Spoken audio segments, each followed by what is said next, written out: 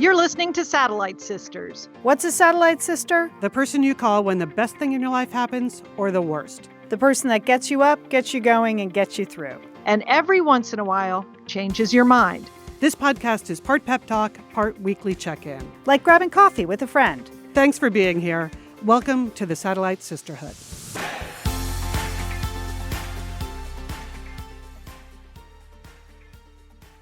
You're listening to Satellite Sisters. We are so glad you're here today. I'm Leanne Dolan. I'm a writer and producer in Pasadena, California. I have just completed my 5th novel. Woo! And I'm going to tell you all about it. Leanne. All right, but first, this is a question of the day. Again, Julie is just a question of the week machine. She just churns them out. She's got a lot of questions, Julie. And this one is, what was your favorite Halloween costume growing up? So, Liz? Wow. Okay. Well, this is a little cringy, sisters, I have to admit. It's not something I would do in this day and age. But remember, that was that point in your youth where you went from like the childish costumes to things that were a little edgier. Yes. And that for me, that was the year I was a hobo. And remember, that used to be a thing. Yes. And that was a very common Halloween costume, right? Yeah. I'm pretty certain that's not a thing anymore. Right. But anyway, yeah, I was a hobo. Yeah. I remember the pictures, Liz, of you. I do too. Yes, it was edgy, Liz. That's Liz Dolan in Santa Monica, California, everybody. Oh, yeah. Ladies and gentlemen. That's me. Here I am, Liz Dolan, Santa Monica. You're correct, Leanne. Good guess. Julie, how about you? Well, this is Julie Dolan in Dallas, Texas, and I think I have another a Halloween costume. Again, I'm not sure it would be appropriate now. But a long time ago, our mom and dad went to Spain on vacation, and they came back with a lot of souvenirs for the kids. And the one Halloween, they made our 2 older brothers, Jim and Dick, go as Spanish matadors. So they had Spanish matador hats and red capes. And I went as a Spanish señorita. And I had a beautiful long skirt, which just seemed so luxurious to me, and a black lace mantilla. So I was a Spanish señorita. Nice. That sounds like the kind of costume girls like. Yeah, mine is in that vein in the sense that it was like something I wouldn't normally wear. I was a butterfly. Okay. And wow. So I got to wear my ballet outfit underneath, but mom had bought me these beautiful wings. They were just gorgeous. But of course, Connecticut in October, then you have to put the ski jacket over the wings. I know. That's a costume killer. So anyway, I was a butterfly for like 3 years running until it just really fell apart. I just love that costume. Oh, good question, Joel. Good question. Let us know on the Facebook group what your favorite Halloween costume was as a kid or what your kids are wearing this year. All right. What's on the show today? Well, we have a lot on the show today. I mean, people came, they brought it. We brought it in the production meeting. We have a whole health pod. Liz and I did a lot of listening over the last couple of weeks to some great health related podcasts, including Katie Couric talking about her breast cancer diagnosis. Liz, a fascinating podcast about circadian medicine. Yeah. Right? Who ever heard of that? But it's important. And another one of my fave podcasts, but Julie's bringing Tuesday Trends. So we got something chit-chatty to talk about. It's quite a lineup for you here in the Tuesday Trends, Julie. I know. We're going to talk about those new car paint colors. Okay. Don't tell me, but I want to know what you think about those new colors. Yes. All right. And we have a full complement of entertaining sisters recommendations. And Liz, you're doing a really nice roundup from the Facebook group. Two posts this week that really stuck out to you. A salute to 2 Janes, because our Satellite Sisters Facebook group, as we always say, is the nicest corner of the internet. Okay. All right. But first, I can now report that I have turned my 5th novel into my editor. It went in Sunday afternoon at like 3:06 p.m. Not that anyone was either counting the words or counting the time. Let the record show it was due on Monday. So thank you very much for getting it in early. Yep. That's what professionals do. So I did something very unusual that I don't normally do. usually you complete the draft and then you go back and you fill stuff in and you correct stuff and you go over it again and again and again. But this time I did all that, except I hadn't written like the very last chapter. There's a specific reason for that. So on the last day, I wrote the last chapter. Like I didn't want to overthink it that much. So I saved it for the last day. And I completed it. I prepped it. I did the spell check and everything. Things are good. Reread it. I was like, okie doke, I'm hitting send. But then I did realize yesterday I was driving around, like that's the first day off I've had. It's been an intense 9 weeks. I've had 8 months to write it, but the last 9 weeks have been quite intense. So yesterday I was just running errands and doing all the things I hadn't done. And I just remembered like, wait a minute. I think that word was supposed to be cascade and not cavalcade. Oh, well. That's what editors are for. Yeah, I know. Somebody will find that. Or at least one of your readers will find it. Believe me. Yeah. Yes. Here, 83,000 words, but this one you spelled wrong. Okay. So, yeah. But I was like, what was I thinking? What does cavalcade means? Like a parade? That is not the context of that. Okay.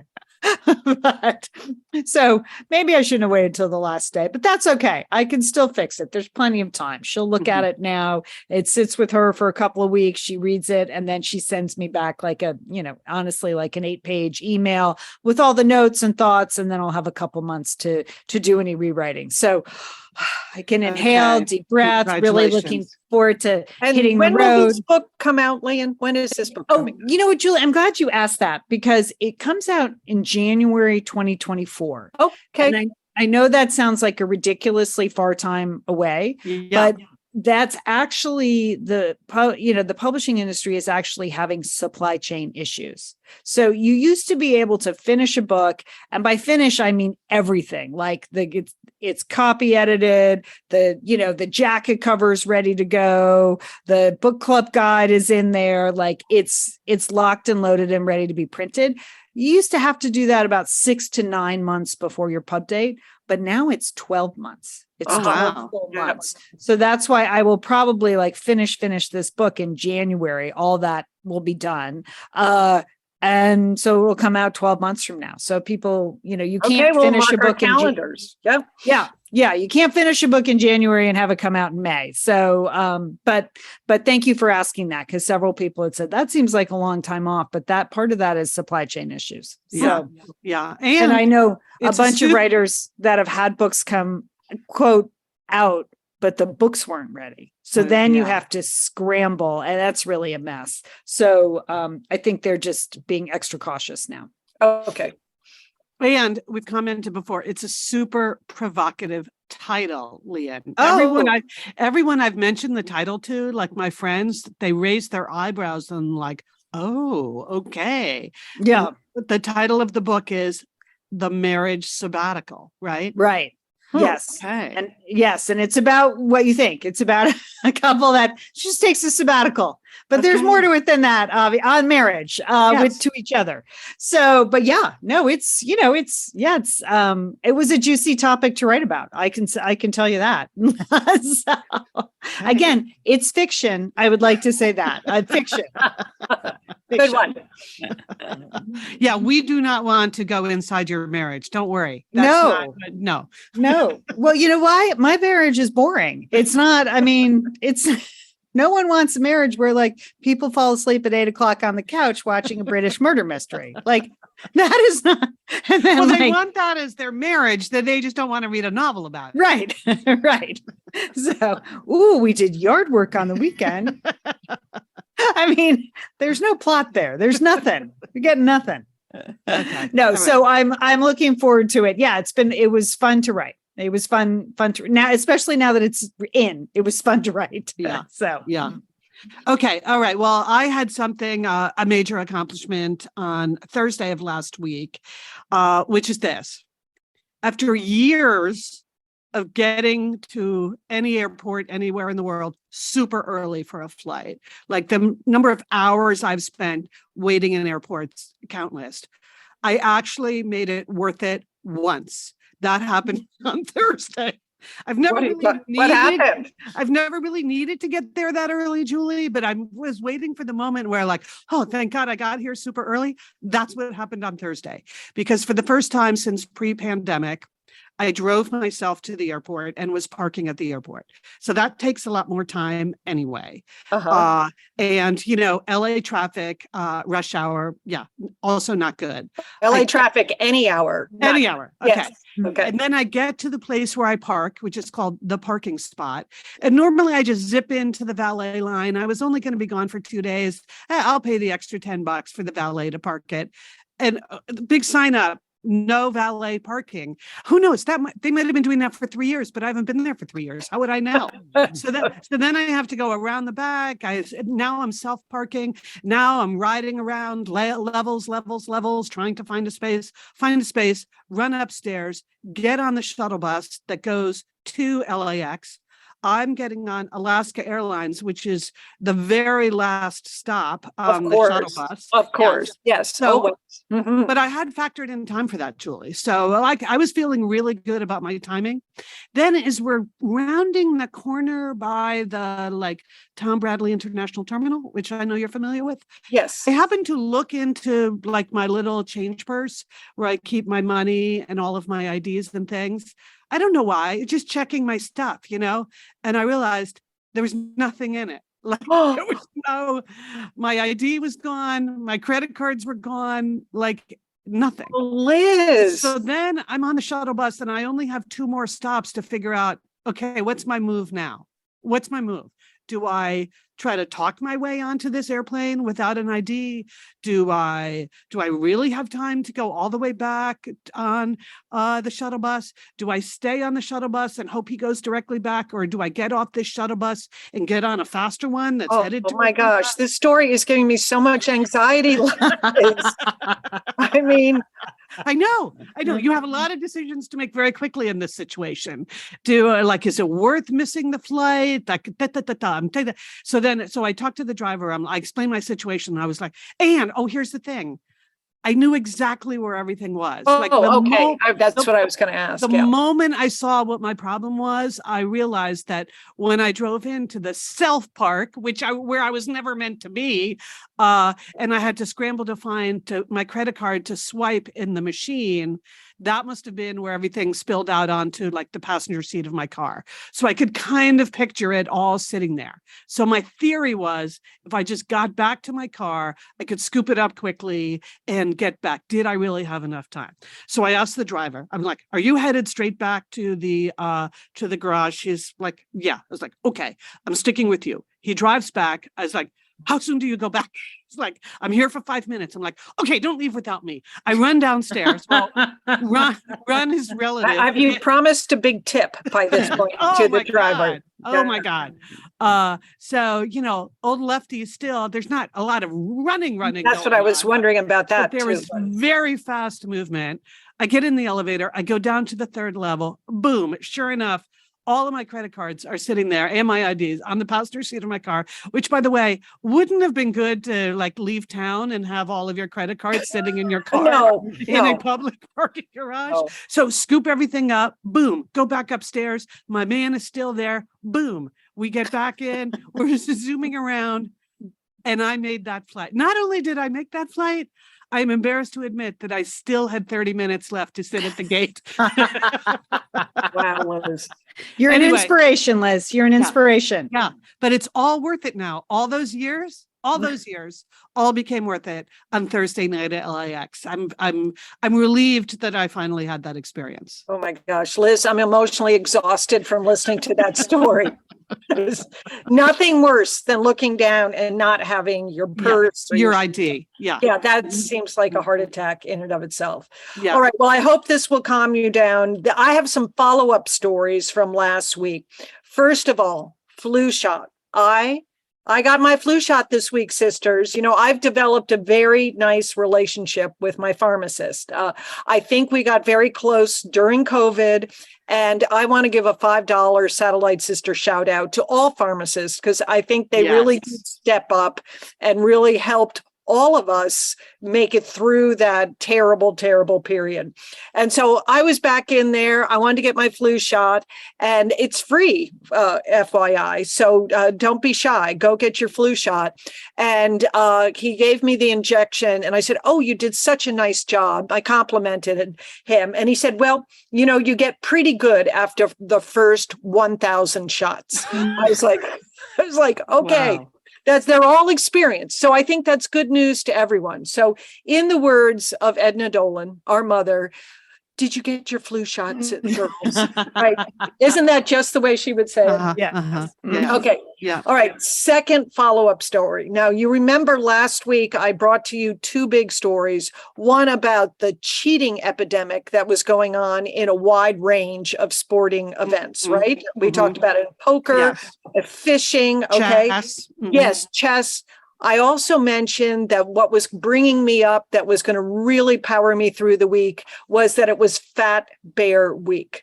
Well, Yes. don't you know this? Don't you? And Fat Bear Week, this is a national park in Alaska. They highlight the amazing transformation that bears make, and viewers get to vote on the 12 bears, but they don't actually weigh the bears, So anyway, but don't you know it? They had a cheating scandal this week with the Fat Bear Week. Okay. No. Yes. No. Yes. Okay. Why, had been bears stuffing themselves with fish or something? No, Liz. No, this is worse. Well, that's what they do after hibernation. Yes. This is fake votes, Liz. Okay. Oh, Oh human my gosh, cheating. we have there's ballot stuffing, a rigged election. Okay, Oh, this is man. not right. Okay, this is not right. And as part of this, Otis, he's won it 4 times in a row. He's been knocked out. So we're down now to one bear whose name is 747. And yes, he's big, versus 901. So the finale is tomorrow. The national park said they've cleaned up the fake voting. Wow. Could we just not cheat when we're talking about bears? I mean, Yeah. real. Okay. Yeah. It's Not right. not good. Okay. And then the third story I wanted to bring to you is a little follow-up. It was on our Facebook group, the Satellite Sister Facebook group. Heidi accused Leanne and I of soup shaming. Right? Do you remember this, Liz and Leanne? Thank you, Yeah. Heidi. Thank you. Yes, Thank you, Heidi. soup shaming, because last week our question of the week, well, what is your favorite fall soup? And I guess she sensed a little mocking or skepticism on our part about Liz's choice of butternut squash soup. But Leanne, we didn't really shame Liz. Did we do soup shaming, Leanne? What do you think? I just felt Liz could dug a little deeper. I mean, I think butternut squash soup is just the entry level soup. I was looking for a little, just jazz it up a bit with something, ginger, A more carrot, elevated choice. bacon, yeah. So I didn't mean to shame, and I didn't mean to shame Liz. So if I did, I apologize. But I'm going to say it again, just jazz it up a bit, Ooh, okay. I don't think she's coming down off that point of view. Okay. Because a lot of people think that butternut squash soup, including Heidi, is the bomb. And they were with you, Liz. And as Leanne posted in the Facebook group, she doesn't think it's possible to shame Liz Dolan. Yeah, okay. that's true. Right? Yeah. So Yeah. I don't think I certainly didn't mean ill will to you. I can't speak for my sister over there, Leanne, but I know that's my position. So what do you think of the soup shaming scandal that's going on at Satellite Sisters right now? Well, there are many people that it's not just that they came to my position on this, but they also were enthusiastic about butternut squash soup. Like, let's see, Lori, she posted a delicious looking recipe, but Lori, Beckett, Emily, Suzanne, there was just a lot of soup enthusiasm, let's call it. Yeah. And which is, Julie, you predicted that we would get a big reaction to a soup question. Leanne and I were skeptical about that. You were soup shaming me. Yes, in fact. But you were in fact correct that people care a lot about soup. So as a result of all of the soup enthusiasm we've seen in the Satellite Sisters Facebook group, I've decided to do a special edition of Cooking with Liz. So I know people wanted a season of soup. I am not committing to a season, people. But I am going to do. No matter how enthusiastic you may be, she's not doing it. I'm leaving myself open here. I'm doing a Cooking with Liz Live, the soup edition. Okay. And here's what I was thinking. We are not doing a podcast on the 25th of October or the 1st of November. We are off both of those weeks. So to tide you over in between, I'm going to be making soup on Saturday, October 29th at noon Pacific time on the Satellite Sisters YouTube channel. Okay, so subscribe to the YouTube channel and it will be Cooking with Liz Live, but I will be in Bend. So this is a rare, like first time ever opportunity to see a new Cooking with Liz set. So no matter what your level of soup enthusiasm, if you'd like to see a new Cooking with Liz set, that's what you'll see Saturday, October 29th at noon Pacific time. So I'm going to post this in the Facebook group, and in that thread, you can post any of your suggested recipes. I'm telling you, the winner is going to be a butternut soup. Okay. Did you hear what she said? A butternut soup. Yes. You right. just said butternut squash soup. I'm just saying, jazz it up. Jazz it up. I didn't go, Leanne, when you asked the question, it's not like I was going to go through all of the ingredients, but you're right.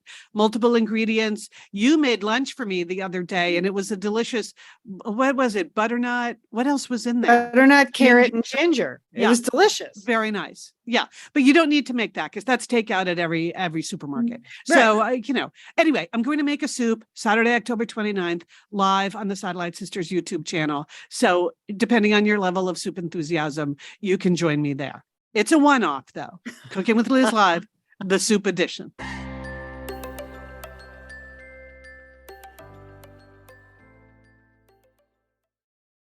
Satellite Sisters would like to thank Green Chef for their support of the podcast throughout the entire year of 2022. Thank you, Green Chef.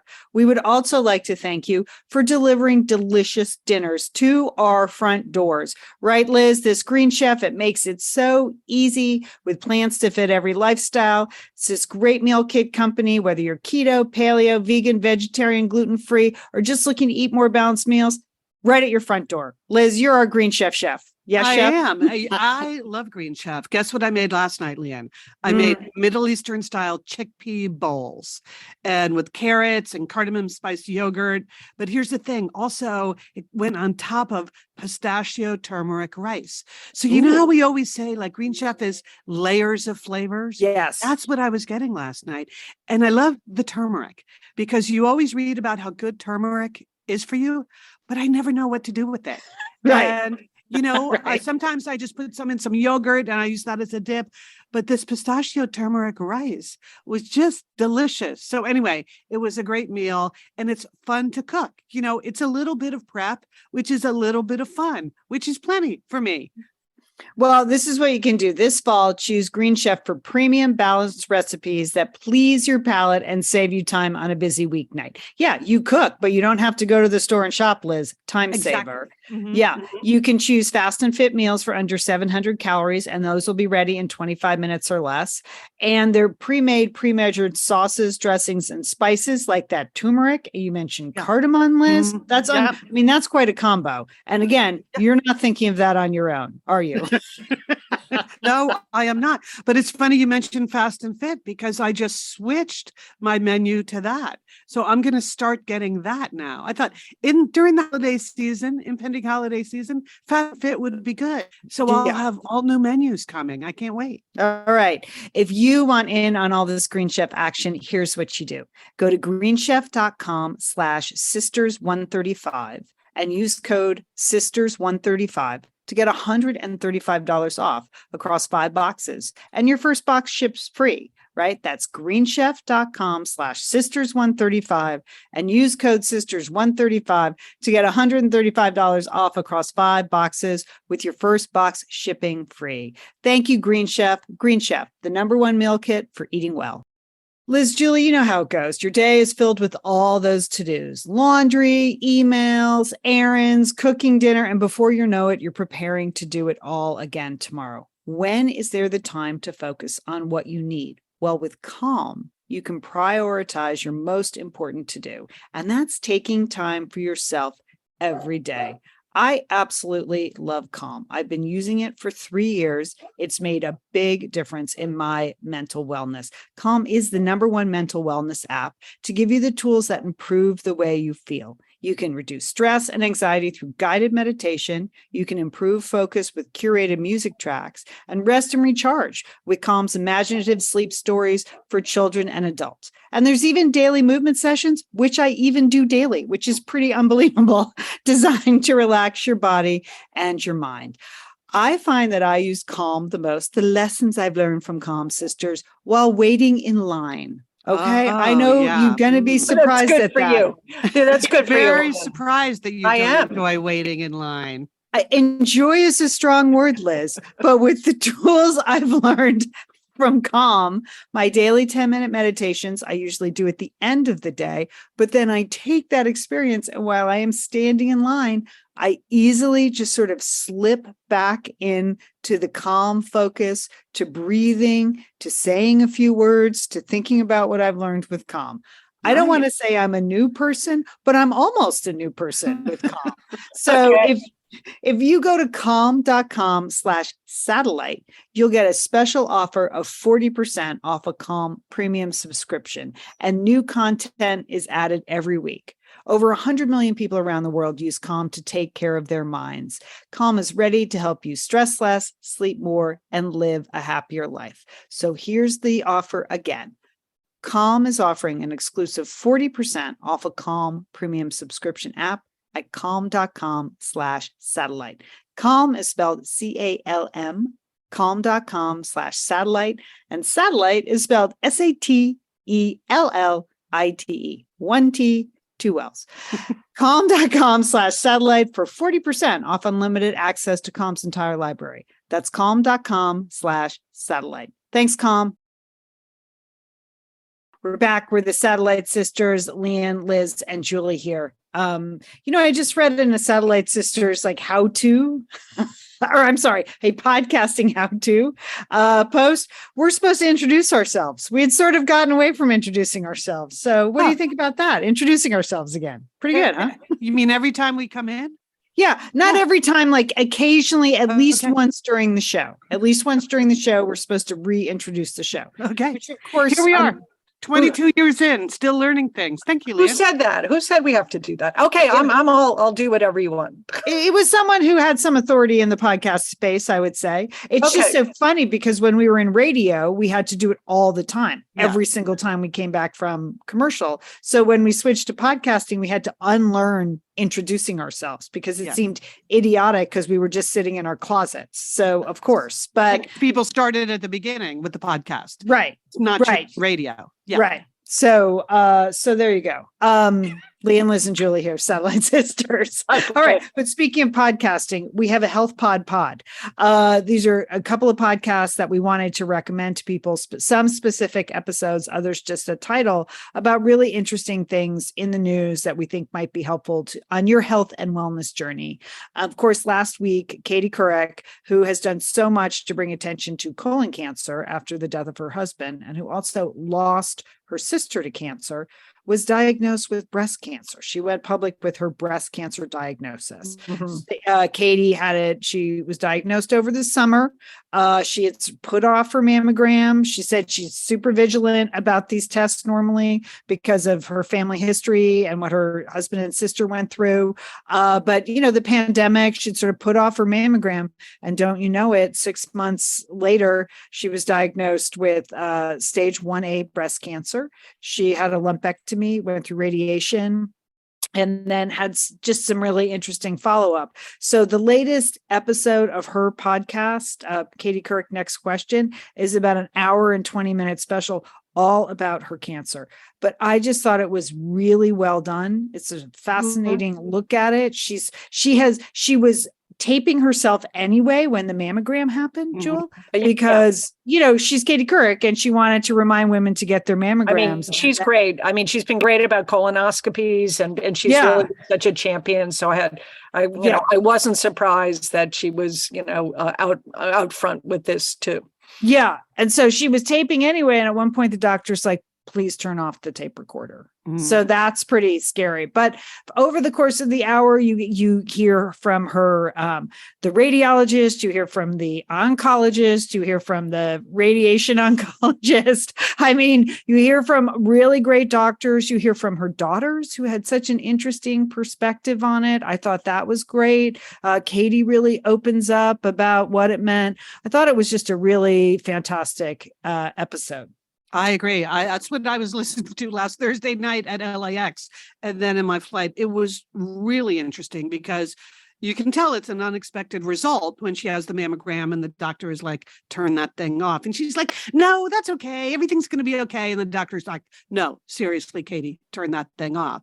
And then the steps she takes you through, because, you know, I've gone for my regular mammogram, but I've never had to go for whatever the next step is. In her case, in her case, it's because she has dense breasts, right, Leanne? And she explains a lot about the next step you need to take beyond your mammogram if you have dense breasts. Right. It's an ultrasound. I mean, that's what she calls it. And she said, you know, a lot of women, particularly women 50 plus, it was like 40% of women 50 plus have dense breasts. So it's very easy to miss something in a mammogram only. And for years, she's been getting both the mammogram and the ultrasound. And it was the ultrasound that picked up the issue. So there's a lot of advocacy for, you know, demanding an ultrasound, and a lot of insurance doesn't pay for it. So again, I think it's sort of required listening for people who are, you know, you're trying to get back on the health bandwagon and you really want to make these appointments. And obviously October is Breast Cancer Awareness Month. So I thought it was really important, but I also think it would be great to listen to if you have a friend or a family member going through breast cancer. I think it's a really good education. You can learn a lot from Katie, so you don't have to ask the patient all those questions. Mm-hmm. I found when I had cancer, like it was just, I wanted to just send people to the American Cancer Society page. Like, can you just go check that out before you talk to me? It was hard to describe that. I know that sounds sort of terrible, but it was like a lot to be responsible for describing your own cancer all the time, because I wasn't an expert. I just happened to be diagnosed. So I think if you have a friend or a family member going through cancer, it would also be a great listen. Okay, good recommendation, Leanne. Yep. That is a really good recommendation. Yeah, I was literally sitting there listening to it. And while I did, I got on the app for the hospital here where I get my mammograms. And in the My Chart app, you know, I checked, when was my last mammogram? And I realized it was a year and 3 months ago. So while I was sitting listening to it, I also made an appointment for my mammogram because I realized it is good for you. Good for you. Yeah, I'm usually pretty good about it, but like Katie, like most of us, I've just sort of lost track of the annual cycles that we used to be in. I think the pandemic really upset a lot of that. So it's worth looking at your own medical records and saying, yeah, when was that? And it was a year and 3 months ago. So I'm going back in. Okay. So that's Katie Couric's podcast. Then I was listening to a podcast, you know, the New York Times does The Daily, which is a daily news show. But on the weekends, they do something called the Sunday Read, where they take one of the lengthier stories from the New York Times Sunday magazine, and a really good narrator reads it to you. And so a couple of weeks ago, the Sunday Read was an article called The Quest by Circadian Medicine to Make the Most of Our Body Clocks. And I thought, circadian medicine? I've never even heard of that. So I listened to it, and I got to say, it is super fascinating. First of all, it's deep thoughts about the meaning of time.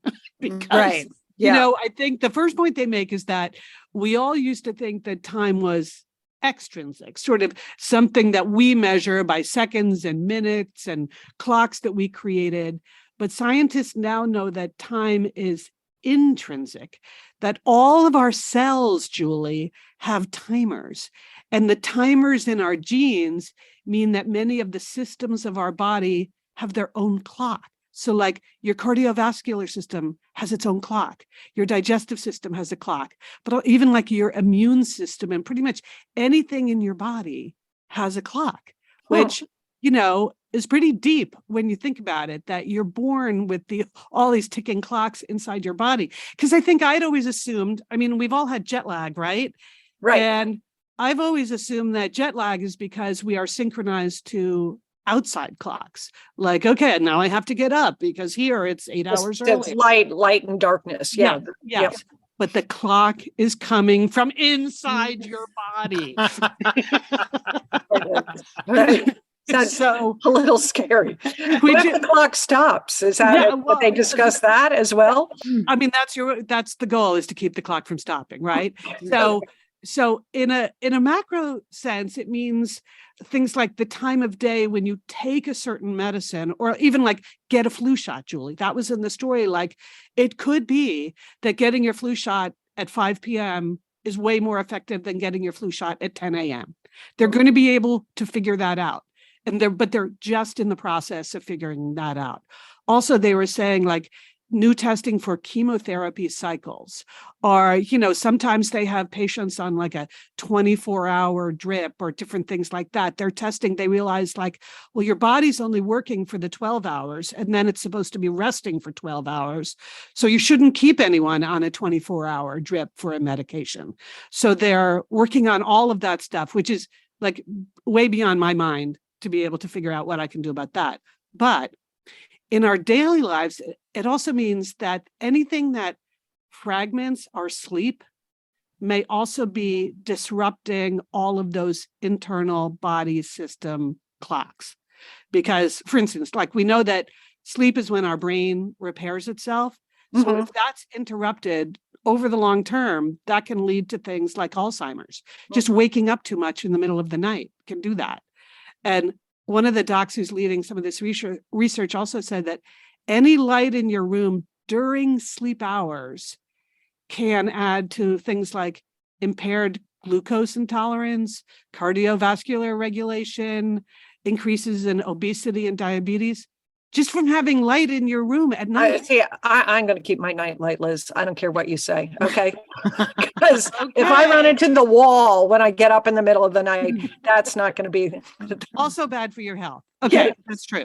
But okay. It's interesting though. This is really fascinating. Yeah. So just two last things. This doctor said that something as small as like having a street light outside your window can actually impact the quality of your sleep, because the light can leak in through your closed eyelids, and that will be, it may not even be waking you up, but it will be impairing your sleep. So that, I thought that was really interesting. And then last thing, this guy is such a hawk about light that when he travels, he brings a roll of duct tape with him to put over any like blue signal lights on the television or a bright clock radio. Wow. That's a little much. Okay, I'm not doing that. But anyway, I just thought the whole thing was fascinating. And it just so changes the nature of how you imagine your body working, and has all kinds of implications. So there you go. The clock is inside your body. I will say this. It was an interesting story. I felt like the read was a little dry, but at least in the podcast format, you're not, the article is not behind a paywall. You can listen for free on a podcast app. So we listened on the car ride down from Oregon, and it was a little dry, but it was fascinating. Also interesting to note that men and women have very different clocks. Things like the flu shot for men might be better at 8 a.m., but for women, it's between 3 and 4 in the afternoon. And then there's a lot of implications, particularly for like metabolism. And I know there's a lot of myths around all those metabolism things, but there was a lot of good information there. Yeah, it was just jam full.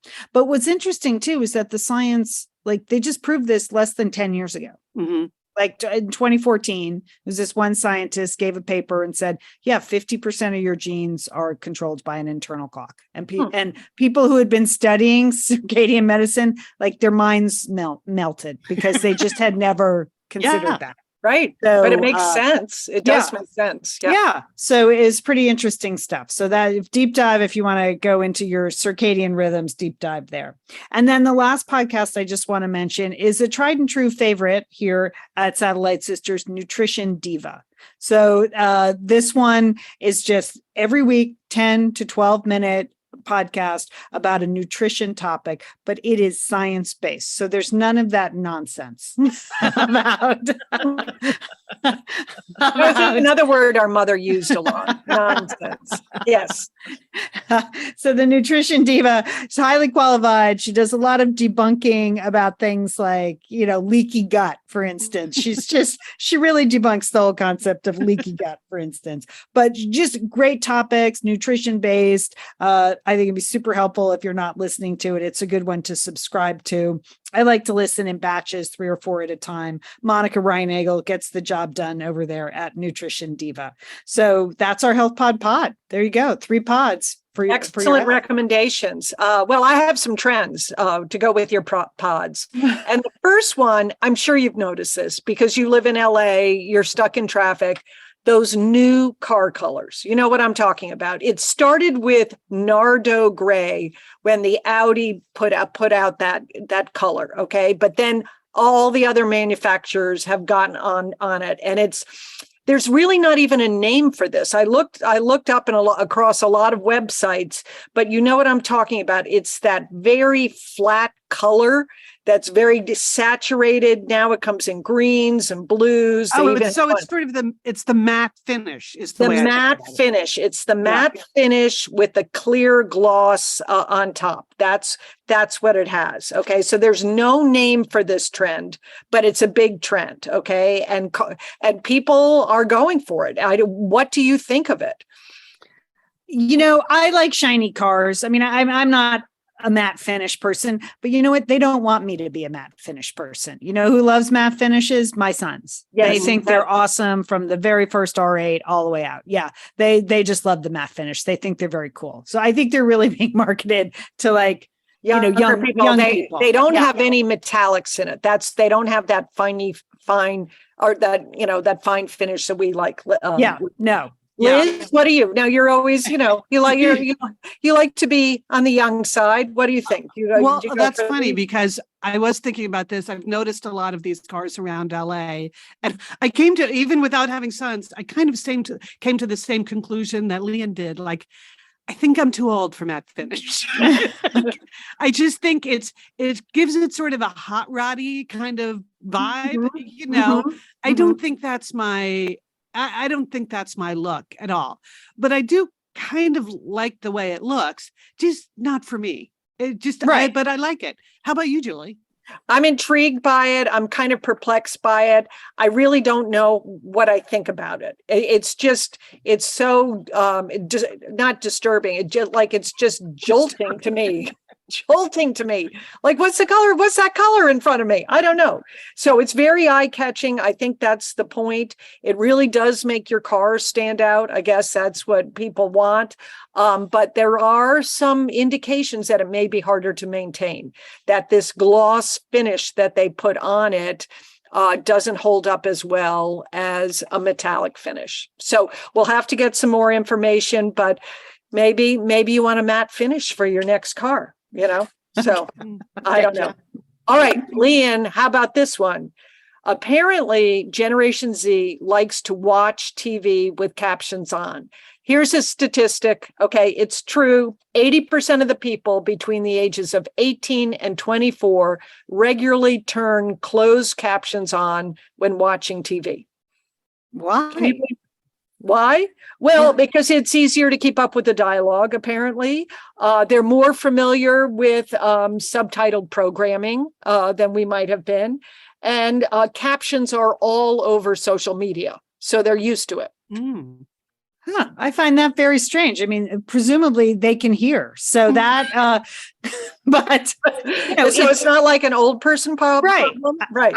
I associate captions with either a hearing issue or those strong Scottish accents that no one understands on Shetland. But that really surprises me. Yes, another survey said that 50% of Americans use closed captions. They just like it. It's easier. They like to read. Huh. All right. That's a real Okay. surprise to me. Yeah, Okay, but maybe how it about- also allows them to like multitask more, that you're sort of, you can kind of look up every once in a while, see what's happening, but you don't have to pay attention. I don't know. I'm Right, with I Leanne, think like Northern England accents, automatic caption for me. That's, Yes, that's it. indeed. Yes, yes. Okay, how about this? Do you know any Kidults in your life? That's Kidult. This is a new growing trend where grown-ups that are looking for nostalgia, for comfort, they are buying children's toys. Okay, people ages 18 and up account for 14% of all toy sales. That's I a don't lot. understand. No. This means, Liz, adults are going to Build-A-Bear. They're buying Legos. They're going into American Girl dolls. Okay. These top brands. They're going to McDonald's and they want a Happy Meal, Liz. Okay. I did see that. I saw that last week. McDonald's introduced the adult Happy Meal. Yes. Yeah. This is a trend and they're called Kidults. That they're people that are like well past children's age, but for whatever reason, because they have more disposable income. Perhaps they're crazy about Legos or American Girls, and they just like the nostalgia and the comfort of going into these stores and buying what they want. Well, my sons buy the Legos. They still do. They still do. Because they have a whole series that is literally designed for their generation now. For Kidults, yes. Yeah, for Kidults. So, and they're cool things like flowers, like bouquets and, succulents and stuff like that. They're sort of unusual. Yeah, they enjoy them. They enjoy the Legos because they never stopped liking Legos. It was so fun. Right. Yeah. I know. okay. Well, I don't know. You may not know this about me, but I am not the least bit nostalgic. I'm not nostalgic. I'm not sentimental about things from the past.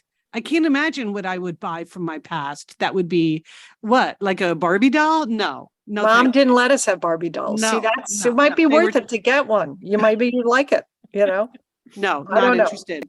How about you, Julie?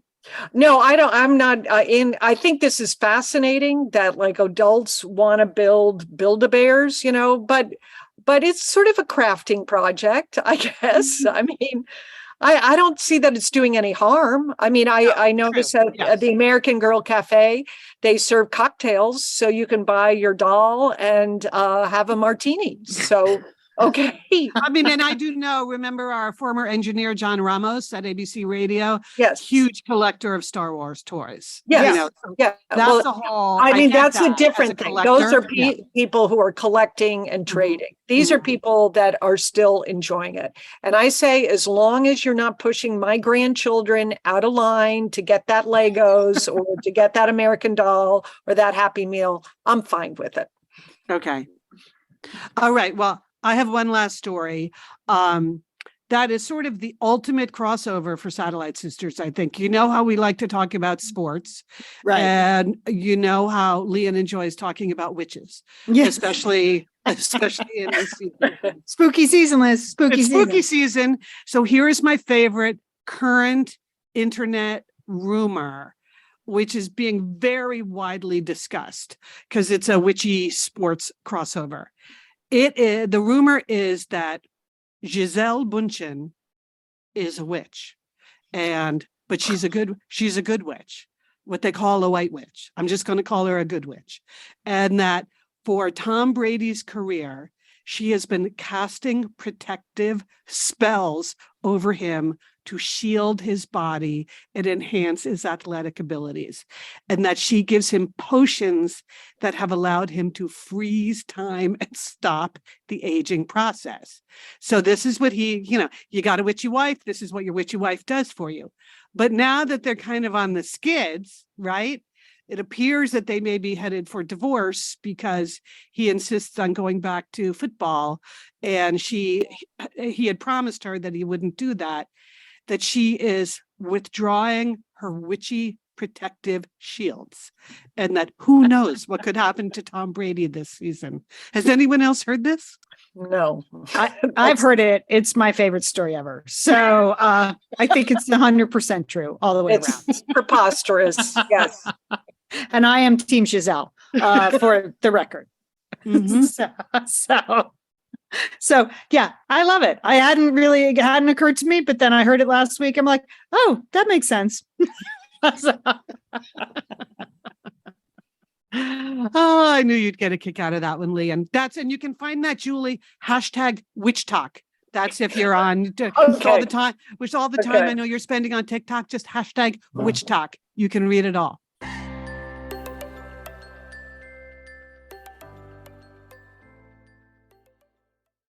Liz, I sort of pride myself on being a good gift giver. And it's only because Julie and you tell me I'm a good gift giver. You correct? are, yes. Mhm, mhm. Okay. Well, Storyworth is a great gift to give. Storyworth is an online service that helps you and your loved ones connect through sharing stories and memories and preserves them for years to come. Every week, Storyworth emails your loved one a thought-provoking question of your choice. I get to choose it. You get to choose it. Whoever gives the gift gets to choose it from a vast pool of possible options. And each unique prompt asks questions you never thought of, like what is one of your fondest memories of childhood? Or what's the best advice you've ever received? And then this way, the people that you give Storyworth to, they can respond and you can collect them. We compile all these questions and stories, including photos, into a beautiful keepsake book that the whole family can share for generations. How great a gift is that? It's a really great gift. We've had good luck with this inside our family. But even more importantly, and have you noticed how many Satellite Sisters have posted in the Satellite Sisters Facebook group how they love Storyworth, that they've given it in years past? They love the process of picking out the questions, and they really love having the book at the end of the year. So this is a successful gift within the Satellite Sisterhood. Yeah, I think it takes people to unexpected places. Yes. You just don't know what you're going to get. And then people come back with really amazing answers and you have the story of your family, which is super neat. So if this sounds super neat to you, here's what you need to do.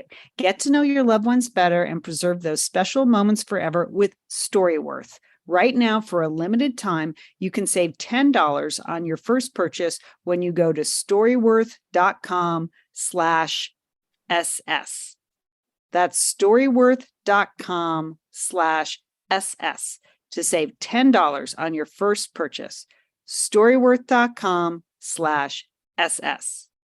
Julie, it's officially fall now, right? Yes. We're heading off into fall. Have you worked on your go-to uniform, your capsule wardrobe, as everyone calls it? I know need what you're going to be something. wearing? I need something. Leon, you know what I have my eyes on?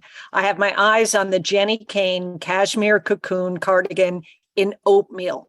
It's this big, super comfortable cardigan that you could wear over anything. You could dress it up, you could dress it down. I think I could wear it full time. That's what it is. So, and it has a 5-star review, Leon. We love those Jenny Kane sweaters. They're beautiful.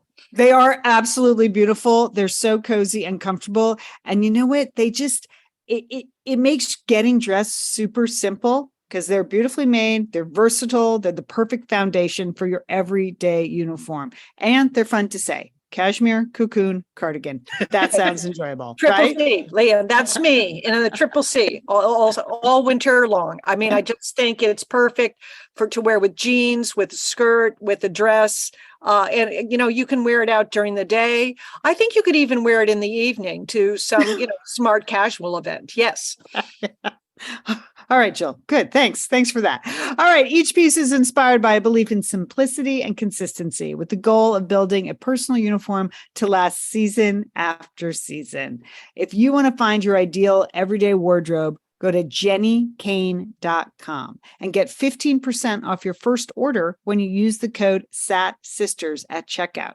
That's jennykane.com, promo code SATSisters. And Jenny Kane is spelled JENNICAYNE.com. JennyKane.com, promo code SATSisters. Thanks, Jenny Kane.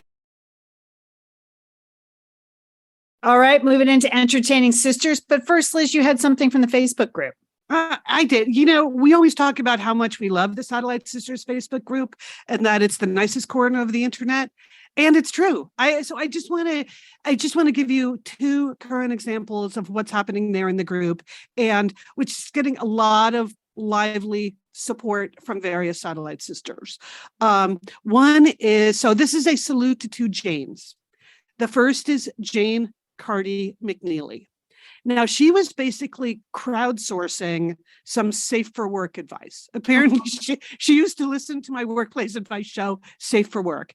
So that no longer exists, but she posted her Safe for Work dilemma in the Satellite Sisters Facebook group. And it was about, she's planning to submit her resignation, and she's worked for 20 years for this small family-run business. And it was about how much notice does she need to give the company. And she wanted to give like 2.5 weeks notice. I'm not sure what the half a week is about there, Jane, but okay, 2.5 weeks notice. Her brother thought that that was actually kind of, you know, insulting to the company after so many years there, and that she should give 4 weeks. But she thought that might be just too uncomfortable for her. So she threw it open to the Satellite Sisters, including me. And I just want to say, Jane got 105 comments on Wow. what to do. That's good. It was really good, Julie. People shared so much about their attitude about work and leaving a job. And I would say most people felt like 2 weeks and out, that's all you owe them. That's the way it works now. Don't even think about it. You know, the majority were in the 2-week camp. I was more in the brothers camp because I feel like, you know, when you've been at a company for 20 years and it's a small company, giving them a little longer to recover to losing a longtime valuable employee might be the nice thing to do. And who knows, someday you might need a recommendation from these people. But anyway, there were lots of comments in between, lots of people who were like HR professionals or people who had gone through this and agreed to stay longer. And it was unbelievably miserable. So, oh my God, whatever you do, don't do that. Anyway, I just thought, and Jane was constantly acknowledging, well, thank you for this. Oh, this is helpful. Okay, thank you. And it was just, it was quite a meaningful discussion about where we are in our lives and leaving jobs. Some people asked about, what are you going to do next? There was a little discussion about that. Anyway, I salute to you, Jane, and salute to all the people that supported Jane. I thought it was great. Did you guys read some of that? I did. It was so thoughtful and so considerate. You know, they weren't just sort of off the top of their heads, you know, kind of answers. They were really, they were really trying to empathize with Jane and Jane's position. And I thought there was some excellent advice there. Yes. Excellent advice that disagreed with each other, but in such a nice way. So thank you to the whole sisterhood that weighed in there. And then the other Jane I want to salute is a longtime Satellite Sister, Jane Lisinski Tumpas. And Jane shared with us earlier this year on the 22nd of February, her husband unexpectedly died. And she wrote about it in the Facebook group then. And I know she got a lot of really meaningful support then from people who either had also had a loss like that or had something they wanted to contribute to raise her spirits. And Jane posts a lot about other things that are going on in her life. And this week, she posted just a beautiful design that she had taken her late husband's wedding band and her own and created just this gorgeous piece of jewelry out of it, with her husband's in the middle in a heart-shaped, and her birthstone and his birthstone. And I was just really touched that Jane wanted to share that with the Satellite Sisterhood, and also once again touched by just how kind and generous and loving all of the comments were back to Jane. So thank you, Jane, for sharing so much of your life with us. And thank you to all the people who are supporting Jane, because I found it very moving. And then one last thing, Jane's most recent post is, Julie, you'll love this because I know how anti-tattoo you are. Jane got her first tattoo last month, and she posted a picture of it. She got a tattoo of E.T. because those were her husband's initials. So I supported that tattoo, Liam and Liz. I just want you to know that. I was backing Jane on that one. Absolutely. okay, so love to the two Janes for trusting the sisterhood to support you, and love to the sisterhood for supporting the two Janes. There you go. Very nice, Liz. I mean, it is such a nice place to visit, our Facebook group, and I hope more people go to visit. I have some book recommendations. One for you. I'm very excited. Ina Garten has a new cookbook coming out, Go to Dinners. How perfect is that? For me, Liz and Leon, Ina Garten is really sort of important in my life because, as you know, I've lived overseas, I've moved around a lot, and cooking sometimes in foreign countries, Thailand a little bit, but certainly in Russia, you couldn't always get all the ingredients at the same time. I mean, they might have turmeric one week, but they might not have it the same week that you wanted to cook it, use it for chicken or whatever. And what I love about Ina Garten's recipes is they're pretty simple, that she uses a lot of olive oil, salt and pepper, I mean, so they're very approachable recipes. They're easy to, not easy, but they're very attainable recipes that you can cook those, always delicious. And she's been my girlfriend when I lived overseas, and I'm sticking with her. And I love the idea. Her last book during COVID was comfort food.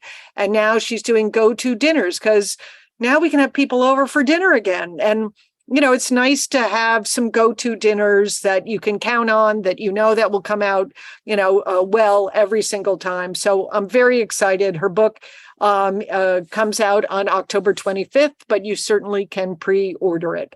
So Ina Garten's Go-To Dinners. I would also like to go to dinner. So that's good too. For those of you that are making the go-to dinners, I will go to that. Okay, yeah, because they're solid, they're going to be delicious and tasty. So I'm happy about that. Now, my second recommendation isn't really a recommendation. I'm just saying it's on my radar screen because I read an article in the New York Times this week about the romance novelist Colleen Hoover, and she lives just outside of Dallas, and it's unbelievable. She has sold 8.6 million print books. She's sold a total of over 20 million books, which is more than Dr. Seuss sold this year. Okay. And she started, what I'm intrigued about is her backstory, that she self-published her first novel in 2012. And many of you may already know about her.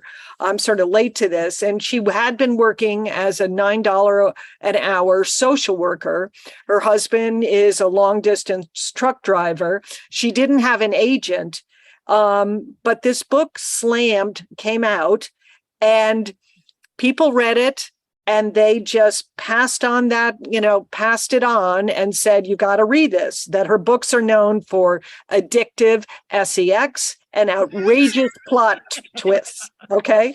That's what she's in charge of. And she's become this phenomenon, and she's did it all herself. So she doesn't have the typical background of an author. She didn't use the typical route that an author uses to write a book or to get an agent to write a book. And so I'm intrigued about her. So I'm going to check out one of her romance novels and see what I think. So that's on my radar screen this week. Okay, great. I have two recommendations. One is an Instagram channel. We do talk a lot on Satellite Sisters about sports, especially women's sports. And there's a great Instagram channel that's On Her Turf that is all about women's sports. And it actually comes from NBC Sports, but they cover all kinds of things, all of the sports and college and pros and all kinds of things. And it's usually very fun and things that may not get coverage like on television or in a newspaper. But they're good with following up with some of the more serious stories in sports. Like last week, we mentioned the brand new report that Sally Shelley Yates had issued. She had been hired to do a report on abuse inside the National Women's Soccer League and the women's national team. So NBC Sports and at her turf is on her turf is following up with some of that stuff. So I really recommend it. If you like a lot of stories about women who are active in the sports world, it's really a fun place to follow on Instagram.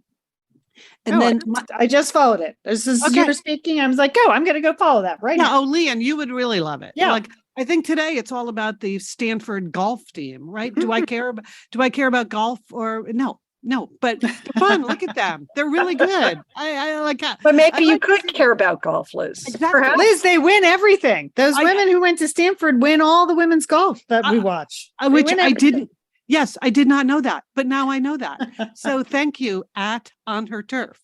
And then my film recommendation this week, actually, once again, comes from the Satellite Sisters Facebook group. Kathleen recommended Mrs. Harris Goes to Paris. Yeah. And this is an actual movie in actual movie theaters. So, you're not going to be able to stream this yet.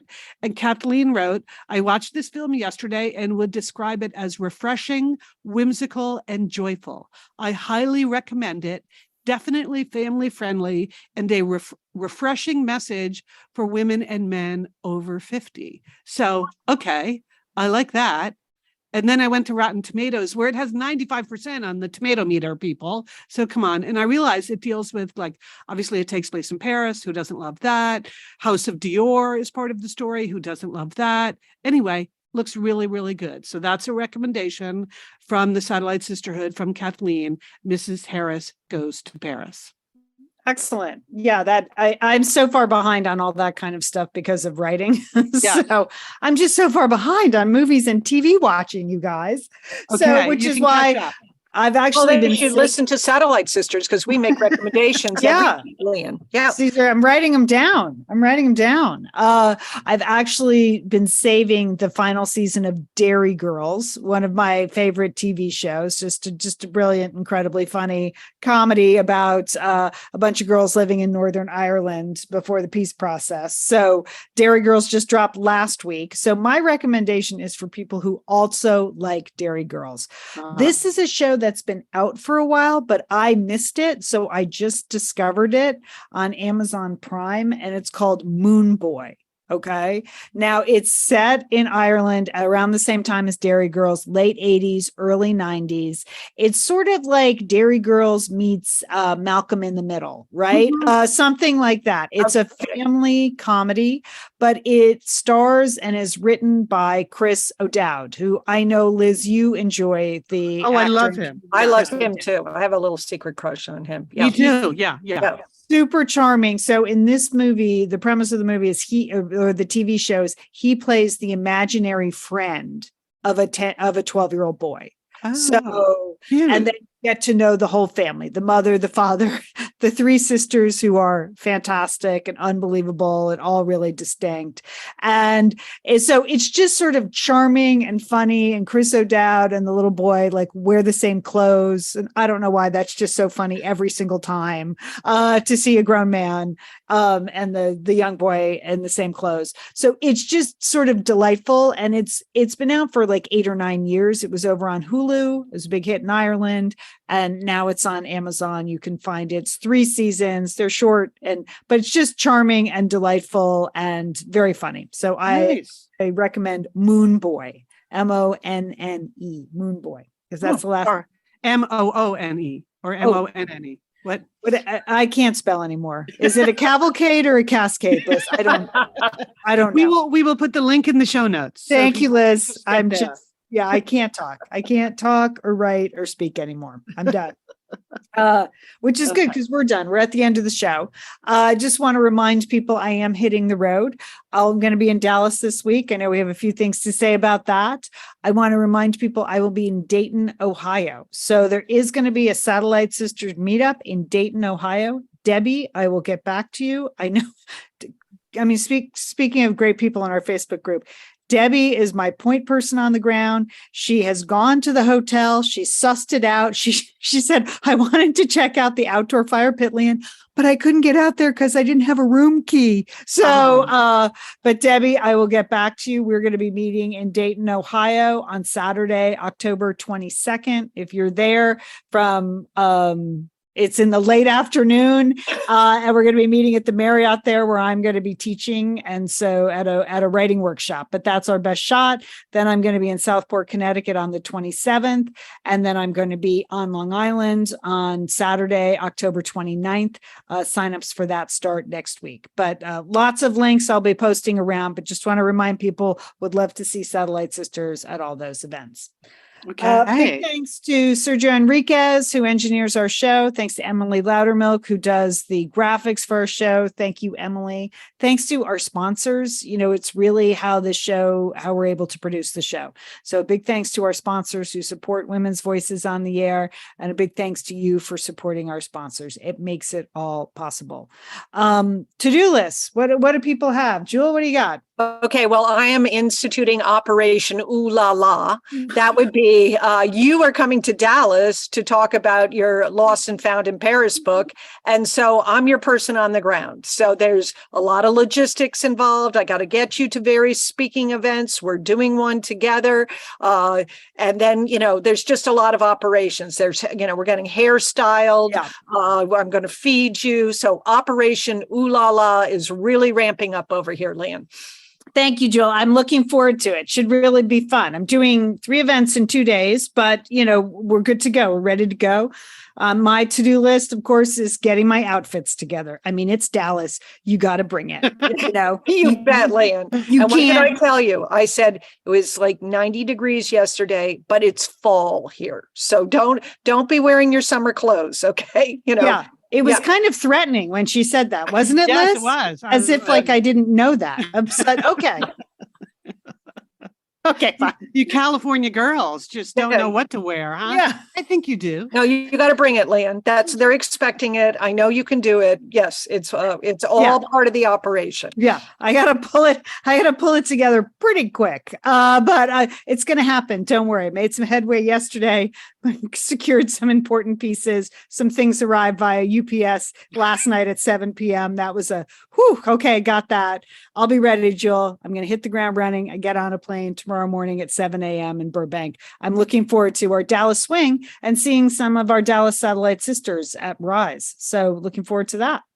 Liz, what do you have on your to-do list? Cool. Well, as soon as we finish this, I've got to get on the blower with the Genius Bar and cancel a Genius Bar appointment because I had a technical breakthrough this morning. Here's a little bit of the backstory.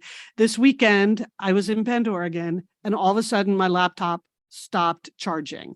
The little magnetic charger thing? Yeah. Just kept falling out of that space. And I didn't know what to do. I assumed it was the problem with the charger itself. So on my way to the airport, I stopped at Best Buy to try to replace it. They're out. Supply chain, blah, blah, blah, blah, blah. No, they didn't have any. They had nothing at that Best Buy. Yes. Nothing. You're making all these stops before you go to the airport. I know. It's like you have a lot of problems going to the airport. I wouldn't do that. So wait, Julie. So then I got home and then I got on the Google and I'm like, okay, how do my computer isn't charging. I tried everything they told me to try. I was rebooting. I was unbooting. I was shabooting. I don't know what I was doing. None of that was working. So then yesterday morning, I got on the blower with Apple. She tried to talk me through a bunch of things. None of those things worked. So I made the Genius Bar appointment. Then this morning, as we're getting ready to start the show, I look up and I see this. Hang on. Liz, this is a podcast. We can't see you, but we can turn on our cameras. Did you hear my compressed gas duster that I just triggered? Oh, so I realized audio cue. That was an audio cue. Yeah. You want me to do that again? Yes. Can you hear that? And so I thought, well, maybe I just need to clean out the spot where it plugs in. I own this can of stuff, compressed gas, but I've never once used it in the history of having all kinds of electronics. Have I ever used it? No. So right before we started this morning, I sprayed some air into the place where the plug goes, and boom, done. Okay. Okay, Liz. Okay, Grandma. Thanks. I know. This is like it's supposed to be like 20-second to do. Okay, Yeah. this is a good story though. Leah and I are going to sign off, but why don't you just keep No, it's all good. talking? It's all good. You just keep talking to the Facebook group. They love you. Okay. All I'm saying, Julie, is I have to remember to cancel my Genius Bar appointment. That's it. Okay. That was my point. It was a long way to go. All right. All right, everybody. Have a good week, sisters. You too. All right. Don't forget, call your satellite sister.